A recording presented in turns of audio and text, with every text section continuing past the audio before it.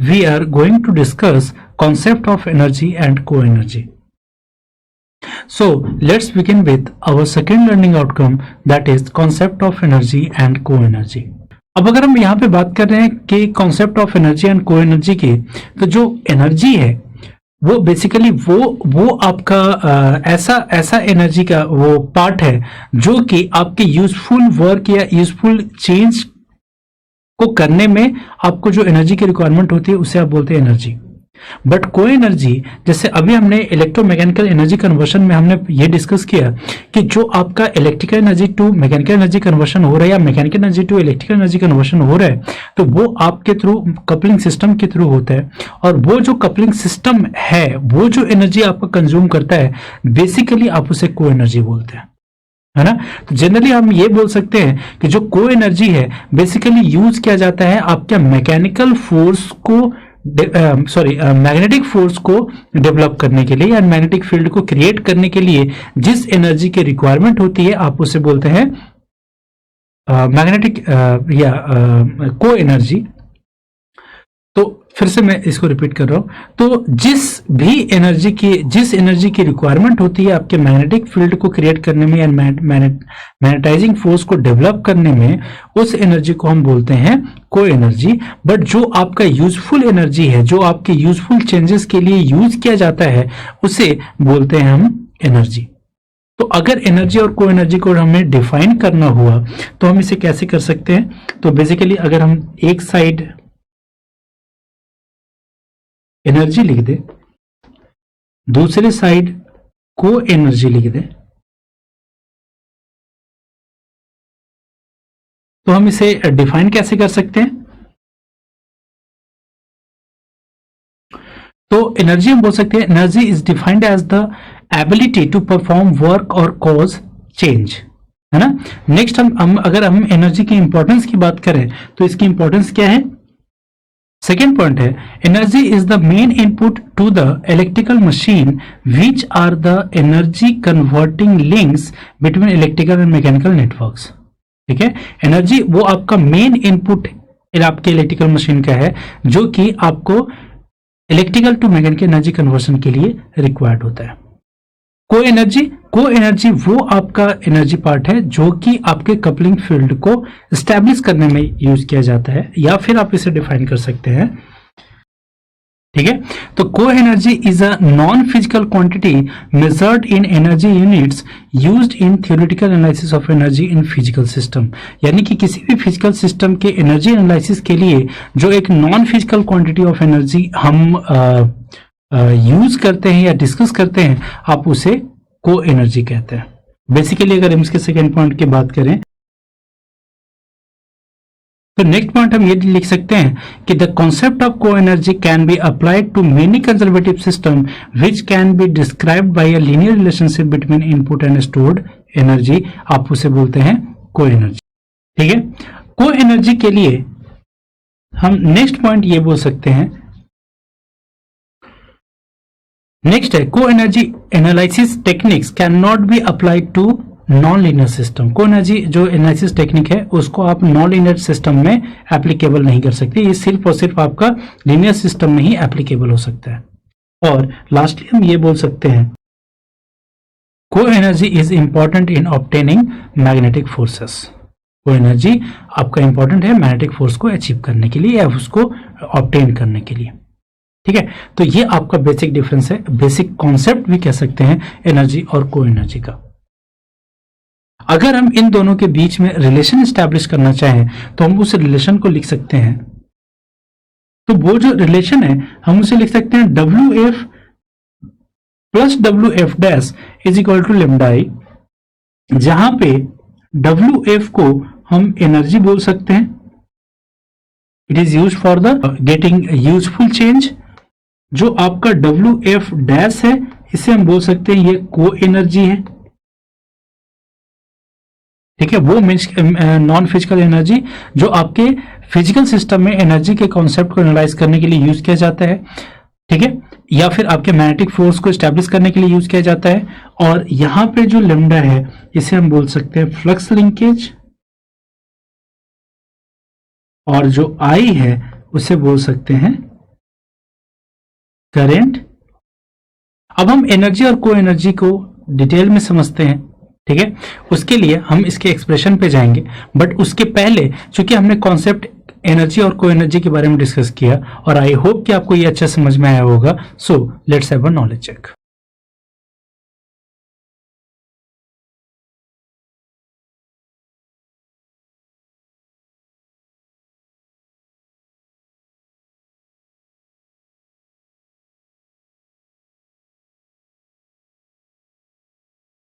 सो students, अब हम यहाँ पे बात कर रहे हैं relationship between magnetic field energy and co energy. तो यहाँ पे देखो, यहाँ पे हमने क्या किया है, एक हमने मैग्नेटिक कोर लिया है। उस मैग्नेटिक कोर के दो पार्ट है, एक आपका स्टैटिक पार्ट है, दूसरा आपका मूवेबल पार्ट है।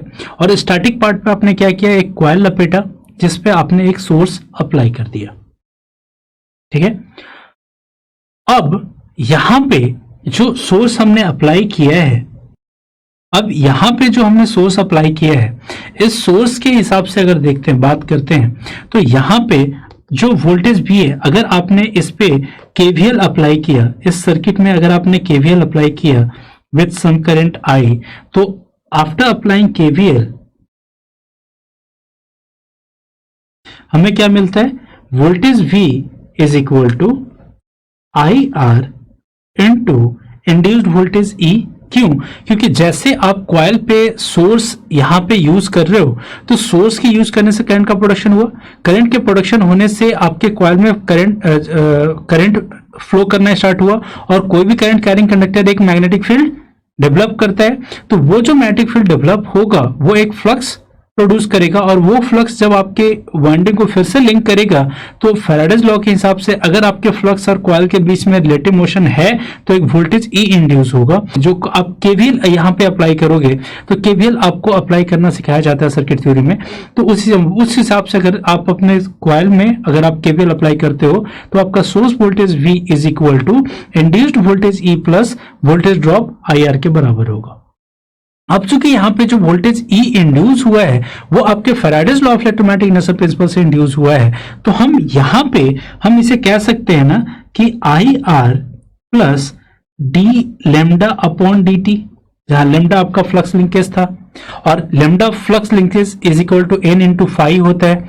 तो बेसिकली हम यहाँ पे बोल सकते हैं कि IR प्लस n, जो total electrical energy applied to the coil है, तो बेसिकली क्या है, यहाँ पे वोल्टेज V आपने अप्लाई किया जिसमें I स्क्वायर R ड्रॉप होने के बाद आपके कॉइल में जो वोल्टेज इंड्यूस हो रहा है वो E यूज हो रहा है। तो E इंटू आई आपका electrical power apply to the coil होगा, और उसको टाइम से मल्टीप्लाई कर दे तो वो total electrical energy supply to the coil होगा। क्योंकि जो ड्रॉप हो गया उसको तो हम ऐसे लॉस मान के, इलेक्ट्रिकल लॉस मान करके इसको यहाँ से हटा देंगे। एनर्जी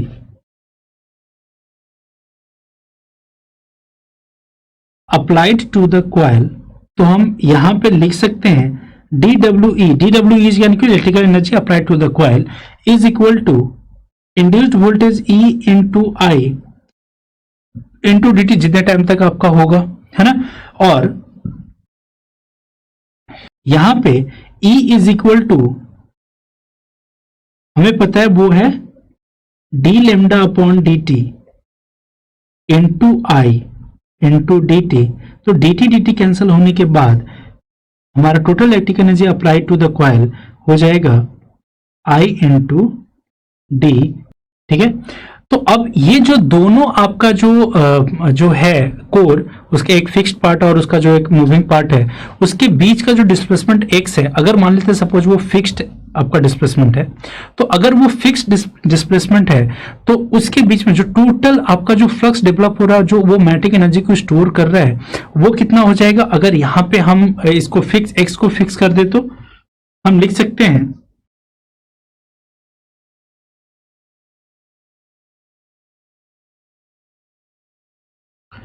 तो अब हम यहां पे बोल सकते हैं कि if the moving part of the core, जिसको हम आर्मेचर भी बोल सकते हैं, is held at a fix position x, all the energy will be stored in magnetic field and is given by, क्या हो जाएगा, जो भी आपका electrical energy applied to the coil है, वो पूरा का पूरा आपके मैग्नेटिक एनर्जी में स्टोर्ड हो जाएगा। और इसको हम अगर DWF से रिप्रेजेंट करें, तो ठीक है, तो हम इसे लिख सकते हैं, तो यहां पे हम लिख सकते हैं dWf is equal to dWe that is equal to I d lambda, जहां पे I d lambda is equal to n phi, क्योंकि लैम्डा जो है वो फ्लक्स लिंकेज है, flux linkage equal to n into phi, तो हम यहां पे इसे लिख सकते हैं ni d फाई। और हमें पता है कि एज वी नो दैट कि जो एमएमएफ होता है, सपोज एमएमएफ को हम अगर कैपिटल एफ से रिप्रेजेंट कर रहे हैं तो that is equal to N I, तो यहां पे लिख सकते हैं total mechanical energy stored is equal to total electrical energy applied to the coil is equal to F D phi. ठीक है, तो the energy absorb by magnetic system to set flux phi from initial zero flux is given by, क्या हो जाएगा, WF is equal to integration from zero to flux linkage lambda is equal to I the function of lambda D lambda, और that is equal to F into M F into D five भी था, तो integration from zero to five of M M F that is function of five D five. ठीक है, तो अब अगर आई और लेमडा के बीच में अगर हम एक रिलेशनशिप बनाते हैं तो वो रिलेशनशिप कैसा होगा,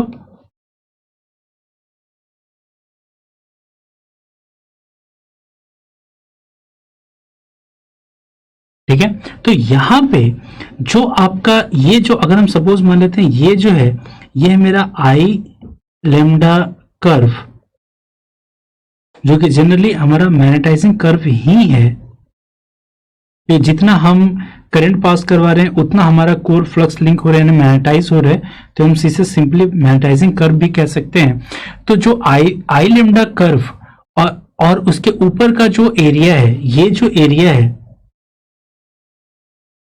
हम इसे एनर्जी बोल सकते हैं, जिसको हम WF से रिप्रेजेंट कर सकते हैं। बट आई लेमडा कर्व और करंट आई के ऊपर का एरिया, ये जो एरिया है जो कि मैग्नेटाइजेशन को स्टेबल करने के लिए इस एनर्जी की रिक्वायरमेंट होती है, हम इसे बोलते हैं को एनर्जी,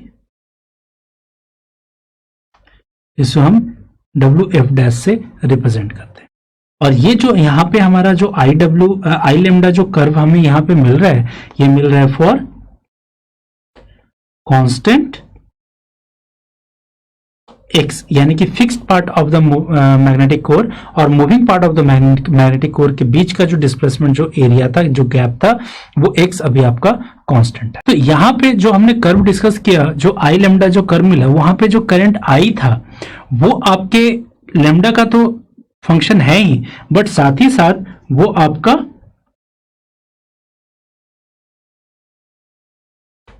जो गैप है वो एक्स का भी फंक्शन होगा। ठीक है, तो आपका फील्ड एनर्जी क्या हो जाएगा, D lambda WF is equal to integration from zero to lambda I lambda D lambda, ये आपका तो जो को एनर्जी होगा,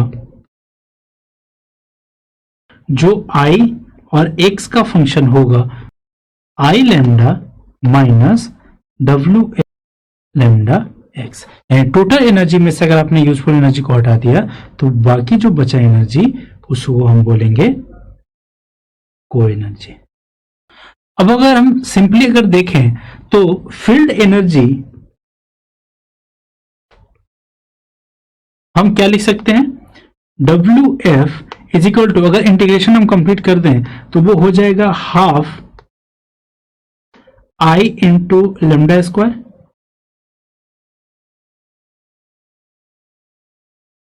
तो वो इंटीग्रेशन अगर हम कंप्लीट करते हैं तो WF इजिकल टू होगा हाफ इंटू आई लेमडा।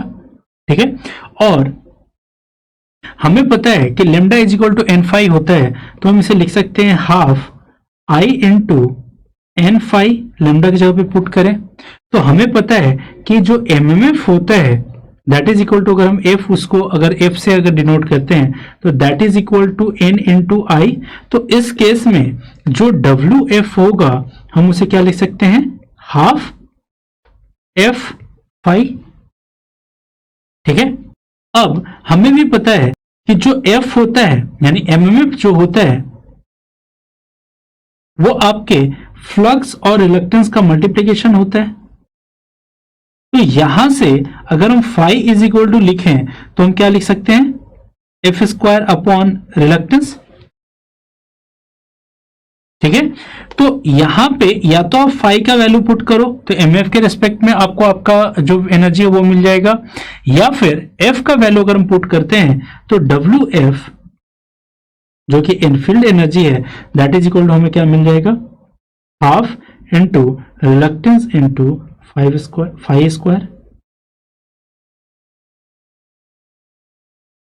ठीक है, तो पहला चीज मिल जाता है। साथ ही साथ आपको याद हो तो जो लेमडा है दैट इज इक्वल टू क्या होता है, एल इंटू आई। तो यहां से आई इज इक्वल टू क्या लिख सकते हैं, लेमडा अपॉन एल। तो अगर इसको अगर हम इस फॉर्मूले में पुट करें तो हमारा जो फील्ड एनर्जी डब्ल्यू एफ है दैट इज इक्वल टू हमें क्या मिलेगा, half into lambda square upon L. तो अब अगर हम यहां पे देखें कि F inductance is the function of X, X यानी gap between moving and static part of the magnetic core, तो हम लिख सकते हैं W F is equal to half into lambda square upon L into, क्योंकि इंडक्टेंस उस gap का function है। साथ ही साथ अगर हमको बात करें तो परमियंस, अगर इस परमियंस को सपोज हम कैपिटल पी से डिनोट करते हैं तो that will be equal to inverse of reluctance होता है ना। ठीक है, और रिलक्टेंस अगर MF is equal to flux into reluctance होगा तो रिलक्टेंस इज इक्वल टू हम क्या लिख सकते हैं, 1 अपॉन एमएमएफ अपॉन फ्लक्स लिख सकते हैं। तो हम इसे फाइनली लिख सकते हैं flux upon MMF that is equal to permeance. ठीक है, तो यहां से MMF F is equal to हम और क्या लिख सकते हैं, फाई अपॉन पी। तो अब यहां पे f is equal to 5p हो गया। इसी से हम एक और डिराइव कर सकते हैं ना कि phi is equal to F P यानी एम एफ इंटू परमियंस। ठीक है, और अगर हम बात करें यहाँ पे तो जो को एनर्जी है हमने स्टार्टिंग में ही डिस्कस किया था कि ये जो एनर्जी है वो आपके मैग्नेटिक फील्ड को स्टैब्लिश करने में जो एनर्जी लगता है उसको को एनर्जी बोलते हैं। तो coenergy is equal to field energy बोल सकते हैं,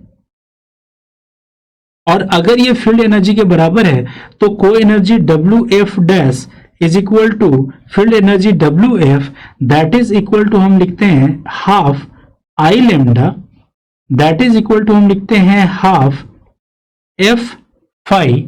और चूंकि यहाँ पे phi is equal to F P तो हम इसे फाई को अगर रिप्लेस करें तो half F into F P, यानी फाइनली हम लिख सकते हैं कि को energy W F dash is equal to field energy W F is equal to half P F square, जहां P permeance of the medium है। So students, we have achieved our second learning outcome, that is concept of energy and co-energy, and I hope that you have understood it very well. So let's have a knowledge check.